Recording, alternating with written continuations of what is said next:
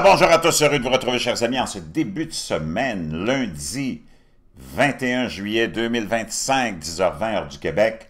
Merci d'être avec moi sur YouTube. Merci à ceux qui sont abonnés, ceux qui ne le sont pas, faites-le maintenant. Merci à ceux qui m'envoient des liens, des messages, toujours pertinents, intelligents et très appréciés. Merci à ceux qui vont commenter la vidéo. Dites-moi de vous regarder, toujours fascinant de le savoir et chaleureux. Écrasez le petit pouce en l'air et partagez la vidéo. Avant qu'on plonge dans le sujet, aïe, aïe, aïe, explosif, qui a été abordé la semaine en fin de semaine, vendredi, samedi, dimanche, par Tulsi Gabbard, la directrice à la sécurité nationale de Donald Trump, concernant l'implication de Barack Obama, que j'appelle toujours affectueusement Tabarnak Obama, le mulâtre, parce que c'est incroyable comment on a essayé de mettre dans la tête des gens que c'était le premier président afro-américain. Sa mère est blanche. Moi, je veux savoir comment tu peux être afro-américain quand ta mère est blanche. Et d'abord, j'aimerais clarifier quelque chose pour nous qui sommes toujours tenus dans l'ignorance. Moi, ça fait pas longtemps que j'ai appris ça, mais si tu vas aux États-Unis, dans la vraie communauté afro-américaine, ce terme-là, afro-américain, est réservé pour les descendants d'esclaves aux États-Unis, que nous sommes tous devenus finalement. On n'a pas éliminé l'esclavage, on l'a juste allongé, puis on a fait l'expansion de l'esclavage à tout le monde. On est tous esclaves maintenant. Mais le terme afro-américain est réservé pour les descendants, ou ceux qui étaient là aussi avant, encore vivants, des afro-américains, c'est ça. Barack Obama, que j'appelle affectueusement Tabarnak Obama, la plus grande fraude, la plus grande crapule, le plus grand traître de notre système, qui a été utilisé par le complexe, ils ont utilisé ce gars-là, Tabarnak Obama, dont les origines sont très obscures, a travaillé pendant 8 ans pour détruire notre système, pour faire avancer l'idéologie de d'autres entités qui sont contre nature à notre système en Occident. Et là, il vient de se faire épinglé dans le fameux coup d'État qu'on a fait vivre à Donald Trump pendant 4 ans, sa première présidence, avec le scandale et la fumisterie de la Russie et de l'implication de la Russie dans la victoire de Donald Trump, l'ingérence. C'était complètement du n'importe quoi. Comme en ce moment, le globalisme, cette entité anti-système occidental qui veut nous voir tomber, nous autres, la classe moyenne, pas l'élite. L'élite est toujours à l'abri de tout. Elle a tout. Elle est tellement pleine d'argent, mais ils veulent détruire, puis on a commencé déjà à tout détruire, la structure sociale de l'Occident depuis 40, 50, 60 ans, avec mai 68, une folie démoniaque de déchéance, de dégradation de l'humain, tout par la gauche, les socialistes gauchistes, toute cette bande-là, qui sont toutes attachées à une idéologie de grande moralité de la gauche. Je sais quoi cette affaire-là?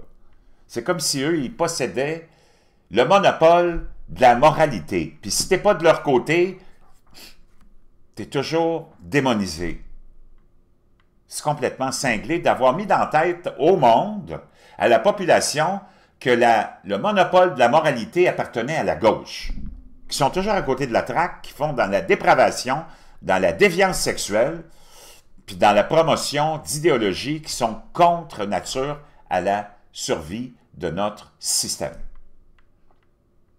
C'est complètement cinglé. D'être dans un centre-ville de Montréal, Paris, New York ou un autre grand centre-ville de l'Occident et être là, nourri, comme un petit bébé gâté, pourri, à crier « Mort à l'Amérique! Mort à Israël! Mort à l'Occident! » puis de cheerer des tyrans comme les layatoilettes, le Hamas qui veut créer un État islamique. Eux autres aussi. Toi, le bozo qui nous donne et qui nous fait des leçons de moralité surtout, t'es là à cheerer, t'es là à applaudir les dirigeants, entre guillemets, là, vraiment, palestiniens du Hamas, qui ont comme ça l'intention d'établir une Palestine en République islamique. Es-tu tombé sans tête, toi? Va te faire soigner, mon chum. Trouve ta tête. T'es toujours, la gauche est toujours à côté de la traque, du mauvais côté de l'histoire. Comme avoir fait la promotion. Tu veux parler d'un génocide, d'un vrai génocide? Va dans le centre-ville de nos grandes villes, là, va voir toutes nos générations d'enfants qui sont là, sacrifiés dans la drogue, l'alcool, la misère, la dépravation, la médication. Va voir la quantité d'avortements depuis 60 ans. Tu veux parler de génocide, le clown, là? Moi, je suis écœuré de la démagogie de ces illuminés. On fait rentrer du monde ici qui n'ont aucune intention de travailler avec nous autres pour faire avancer et prospérer le système qui nous a fait sortir de la misère. C'est complètement cinglé de laisser... Tu as besoin d'immigration, mais ça te prend du monde qui ont les mêmes intentions que toi. Mais on est tous là à s'être fait piéger par cette pseudo-illusion que la gauche avait le monopole puis a défini c'était quoi la moralité. Pour eux autres, la moralité, c'est de faire rentrer n'importe qui avec le statut de réfugié, peu importe qui ils sont, puis quel que soit leur passé criminel. Pour eux autres, un des aspects aussi de leur politique de grande moralité, c'est de démoniser notre système pour louanger un système qui serait contrôlé par toute cette élite-là, puis qui saisirait tout ton argent, puis qui te donnerait des miettes. Parce qu'eux autres, ils savent plus comment gérer ton argent que toi, l'imbécile. Ils vont te convaincre d'être du bon côté de la moralité, parce que c'est nous autres, la gauche, qui a la moralité, c'est d'avorter tous ceux qui veulent avorter pour sans aucune considération pour la vie, puis sans essayer de faire la promotion de la vie. Si tu veux faire la promotion de la vie en Occident avec cette bande de bozos-là, tu vas être démonisé comme étant dépassé, archaïque ou traditionnaliste. Voyons, depuis quand la naissance puis la vie, c'est traditionnaliste? C'est la nature même de la vie. Va trouver ta tête. Voyons donc. Puis j'en passe. D'être du côté de tyrans, toi qui nous a convaincus de nous départir, la même gauche, là, qui a dit, pour être du bon côté de la moralité, il faut que tu te départisses de ta religion, de ta croyance, de ta foi. Puis qu'on a un État laïque, blablabla. Puis ces mêmes clowns-là, ces mêmes bozos-là, ils sont là à cheerer, puis à louanger des régimes islamiques. Immoral. D'occupation. Qu'on veut imposer à des populations. Puis toi, t'es là à te le dire. Franchement, va te trouver une tête. Si t'en as jamais eu, va t'en trouver une. Moi, je pense que je vais commencer à ouvrir peut-être un kiosque de location. Hein, il y a des kiosques de location d'outils, de machinerie. Moi, je vais ouvrir un kiosque de location de tête.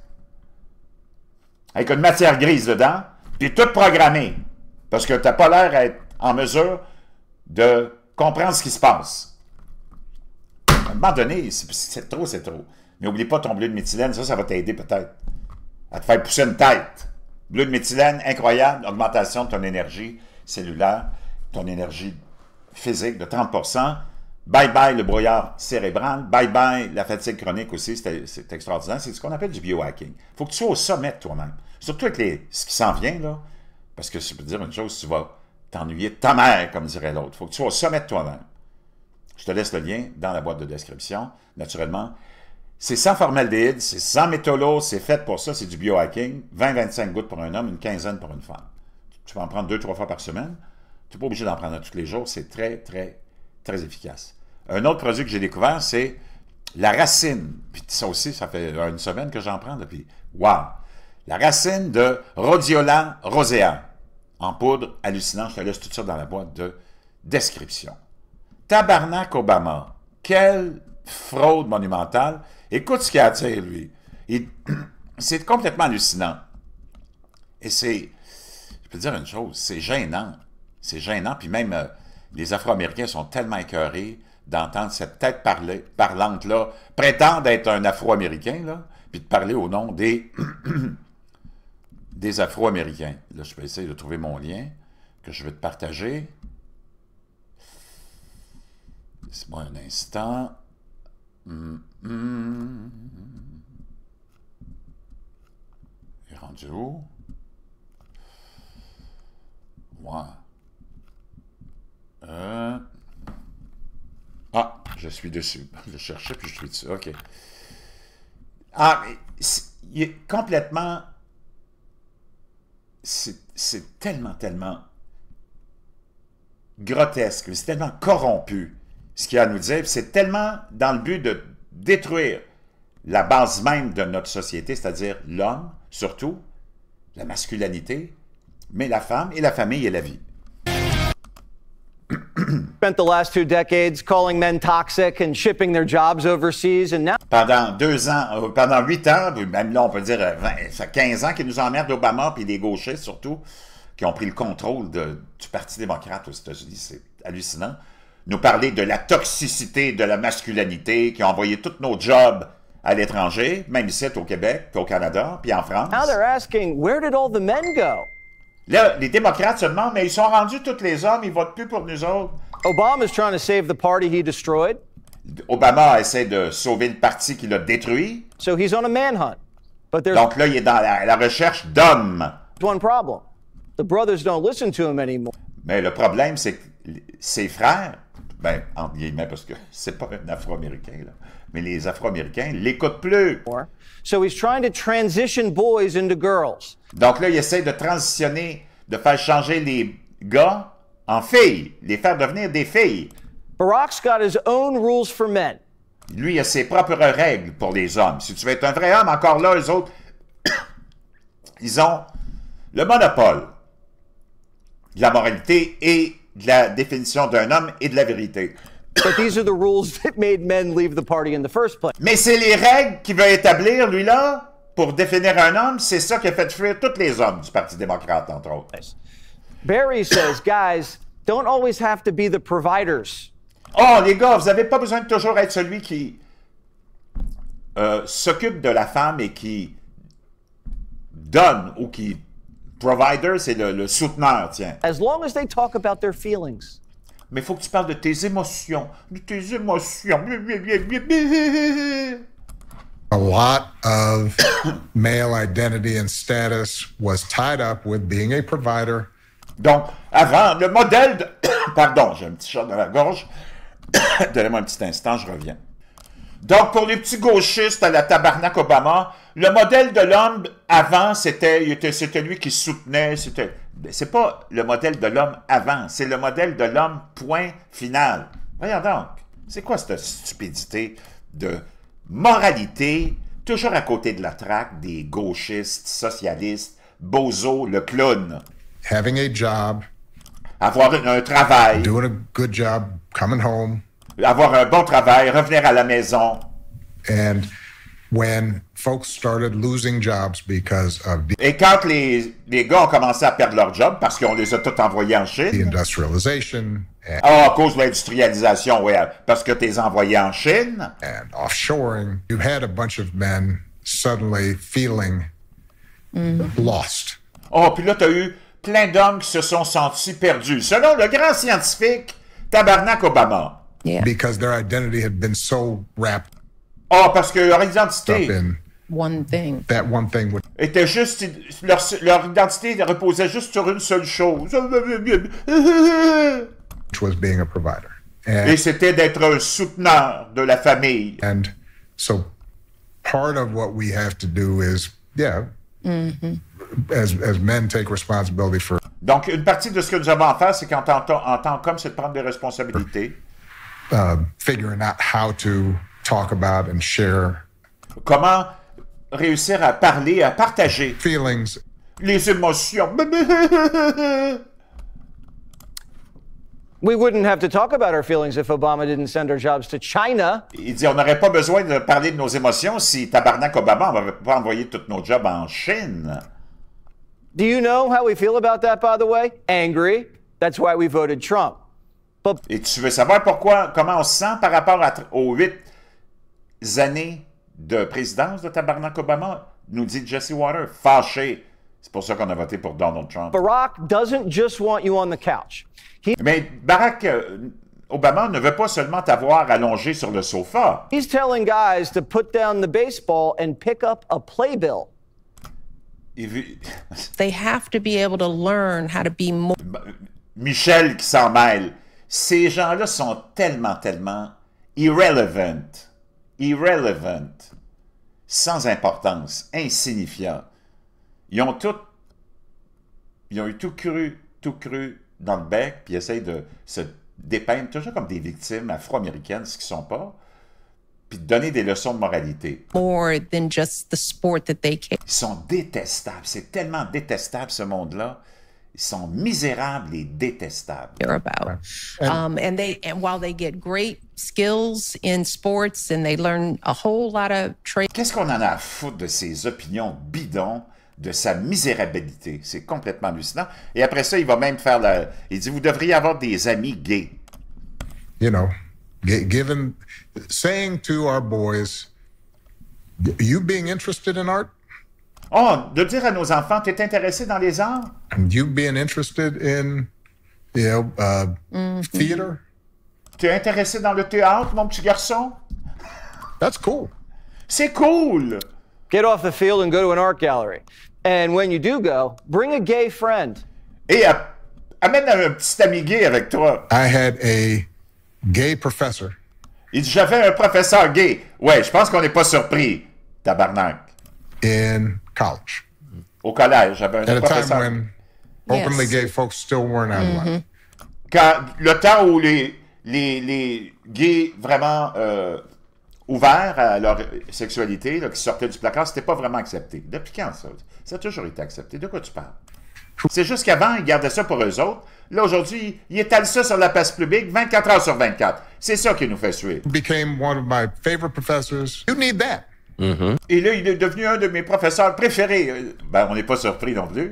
To show empathy and kindness. And by the way, you need that person in your friend group so that if... Et tu as besoin d'un gay dans ton groupe d'amis. If you then have a boy who's gay or... Imagine, parce que si c'est un garçon qui t'annonce qu'il est gay... non-binary or what have you, they have somebody that they can go... Au moins, ils auront quelqu'un à qui... s'adresser. Yeah, I'm not alone in this. Yeah. Je suis pas seul là-dedans. C'est pas possible. Moi, je suis assez écœuré de ces donneurs de leçons de moralité qui ont détruit notre pays, notre système. Pas juste les États-Unis. Tabarnak Obama, il a détruit l'Occident, là. Parce que toutes les têtes parlantes, les bozos le clown, les mollassons, les androgynes stupides se sont tous mis à adorer cet idiot du village. Complètement cinglé. On est devenu complètement masochiste. C'est l'autodestruction de notre système via l'hypocrisie de toute cette crasse de l'élite. Là, je vais te trouver l'autre article concernant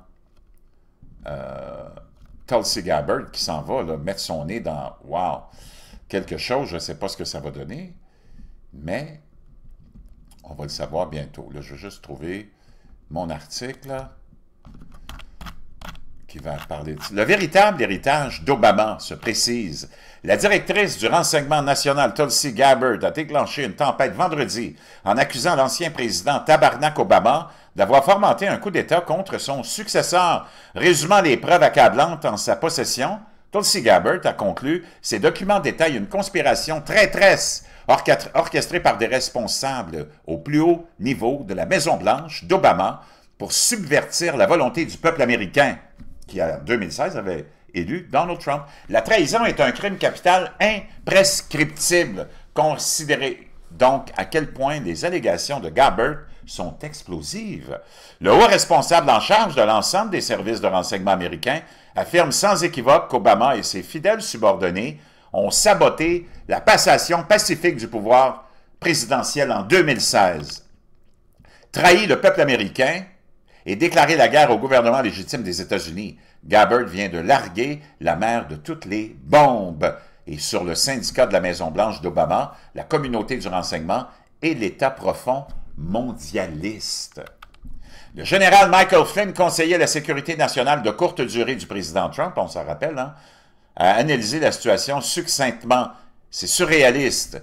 Cible des opérations juridiques perfides de l'État profond, le général Flynn perçoit les rouages de Washington avec une lucidité absolue. C'est pourquoi Tulsi Gabbard a été attaqué avec tant d'acharnement ces dernières semaines et ces derniers mois. Ils savent que si quelqu'un avait le courage d'enquêter sur la tentative de coup d'État, ce serait elle. Les partisans d'Obama au sein de la communauté du renseignement et des alliés de propagande d'Obama dans les médias d'information ont réussi à démettre le général Flynn de ses fonctions à la NSA au début du premier mandat de Trump. Tirant peut-être les leçons d'expérience de Flynn, Gabbard a rapidement dénoncé les conspirateurs avant qu'ils ne puissent l'éliminer à son tour. Qui a précisément fomenté ce complot visant à renverser l'élection de 2016 et à renverser l'administration Trump? Le directeur du renseignement intérieur, Gabbard, affirme que les services de renseignement ont été politisés et instrumentalisés par les personnes les plus puissantes de l'administration Obama pour préparer le terrain à ce qui a été un coup d'État de plusieurs années contre le président Trump. De plus, les responsables d'Obama ont immédiatement fait appel à leurs alliés médiatiques pour propager leurs mensonges. Des sources anonymes de la police des renseignements ont divulgué au Washington Post et à d'autres informations classifiées selon lesquelles la Russie était intervenue pour truquer l'élection en faveur de Trump. Erzan Cohen, un responsable du renseignement ayant occupé divers postes au service du président Trump, a dressé la liste des principaux responsables qui ont conspiré pour imputer la défaite électorale d'Hillary Clinton en 2016 aux Russes. Lors d'une réunion cruciale du Conseil de sécurité nationale présidée par Susan Rice, figuraient notamment John Brennan, James Clapper, Andrew McCabe, John Kerry, Loretta Lynch, Victoria Nuland, Mary McCord, Avril Haines, Lisa Monaco, Ben Rhodes et Meir Bitar, un responsable d'Obama qui s'est immédiatement mis au service du menteur Adam Schiff. Voilà une liste exhaustive des auteurs du canular russe.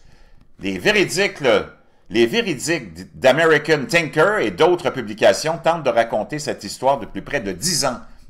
Aussi convaincantes soient les preuves et les arguments, les grands médias nous ont traités de théoriciens du complot et ont occulté tout ce qui pourrait ternir l'héritage d'Obama.